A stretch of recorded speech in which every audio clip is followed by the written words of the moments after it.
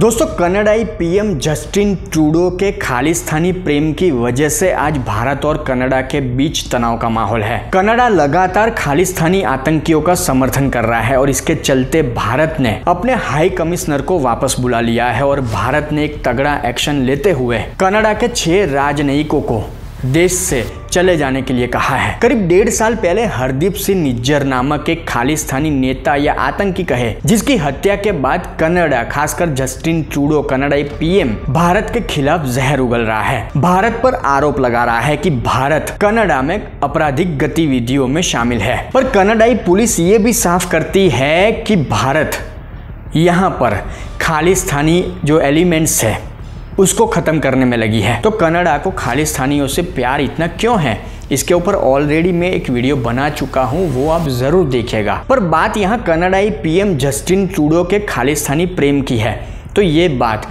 बहुत पुरानी है। वो कहते हैं ना कि घर में जिस तरह का वातावरण होता है, एटमॉस्फेयर होता है, उसी तरह के गुण, उसी तरह के भाव बच्चों में आते हैं। मतलब बच्चे वही सीखते हैं जो घर में होता है या घर वालों की सोच होती है। तो ऐसा ही कुछ जस्टिन ट्रूडो के इतिहास में है, क्योंकि जस्टिन ट्रूडो के जो पिता थे, जो भी एक वक्त में कनाडा के पीएम रह चुके हैं, और वो भी खालिस्तान प्रेमी थे, और जिनकी वजह से एक विमान हादसा हुआ था, विमान में ब्लास्ट हुआ था और कहा जाता है कि करीब 329 लोग इसमें मारे गए थे। मतलब खालिस्तान से गहरा नाता, खालिस्तान से इतना गहरा प्यार, ये ट्रूडो फैमिली का पुराना इतिहास है। वीडियो देखे डिटेल में बताता हूँ।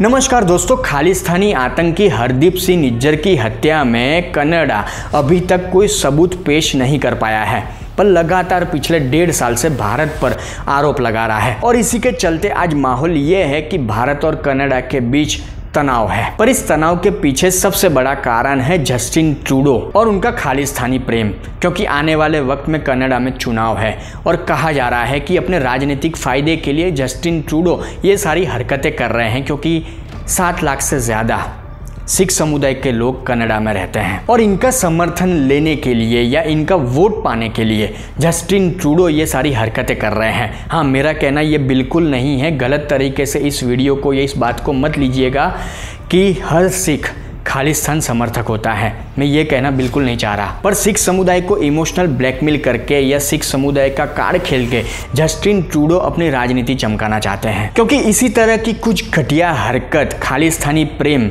उनके पिता वो भी दर्शा चुके हैं। जस्टिन ट्रूडो के पिता पियरे ट्रूडो भी खालिस्तानी समर्थक माने जाते थे, खालिस्तानियों का वो पक्ष लेते थे। और आज कनाडा खालिस्तान समर्थक होने के नाते जो भारी कीमत चुका रहा है, उस तरह की बातें उस वक्त भी देखने को मिली थी कि जब जस्टिन ट्रूडो के पिता पियरे ट्रूडो साल 1968 से लेकर 1979 और 1980 से लेकर 1984 के बीच कनाडा के प्रधानमंत्री रहे, और इस दौरान खालिस्तानी आतंक भारत में काफ़ी हद तक बढ़ चुका था। और जब खालिस्तानी आतंकियों पर भारत में एक्शन लिया जाता तो वो भागकर कनाडा चले जाते हैं। उस वक्त भी भारत ने खालिस्तानी तत्वों को, खालिस्तानी आतंकियों को रोकने के लिए, उन पर कड़क कार्यवाही करने के लिए कनाडा को कई बार विनती की, पर पियरे ट्रूडो की सरकार ने उस वक्त भी भारत का सहयोग नहीं किया और ना ही खालिस्तानी आतंकियों को वापस भारत भेजा, जो कनाडा में बैठकर भारत को तोड़ने की लगातार साजिश कर रहे थे। और इसी कड़ी में उस वक्त के खालिस्तानी आतंकी नाम था तलविंदर सिंह परमार, जिसके प्रत्यार्पण को लेकर भारत ने बात रखी थी, जो उस समय कनाडा में था और बब्बर खालसा इंटरनेशनल का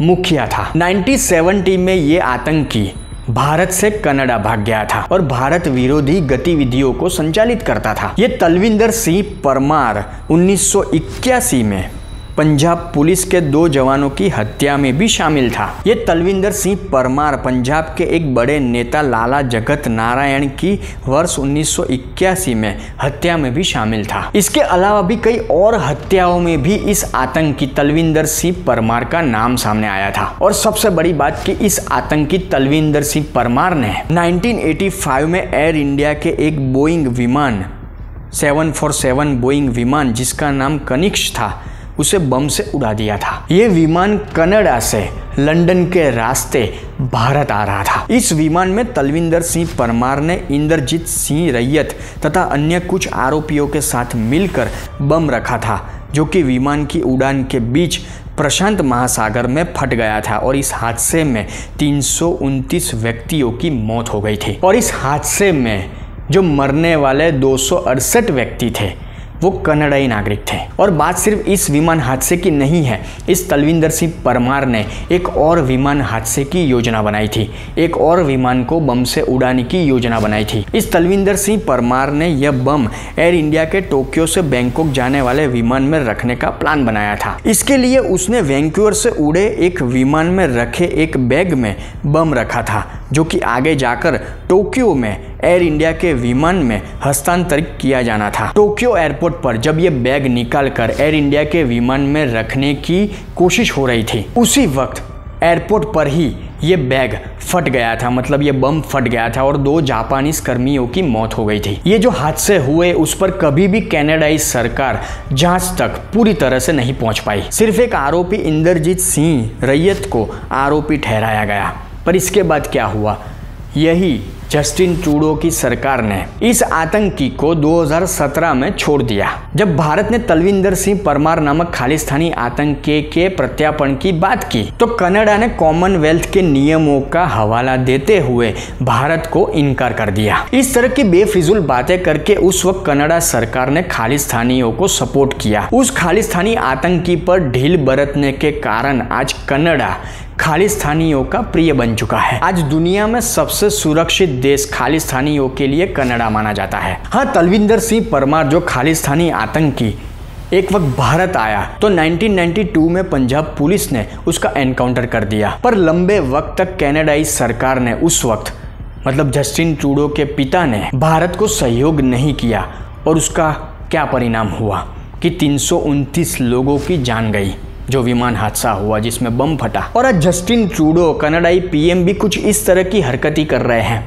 अपने पिता के नक्शे कदम पर चल रहे हैं, उनकी राह पर चल रहे हैं कि एक गलती, एक आतंकी को बचाना उस वक्त कनाडा को ही भारी पड़ा था।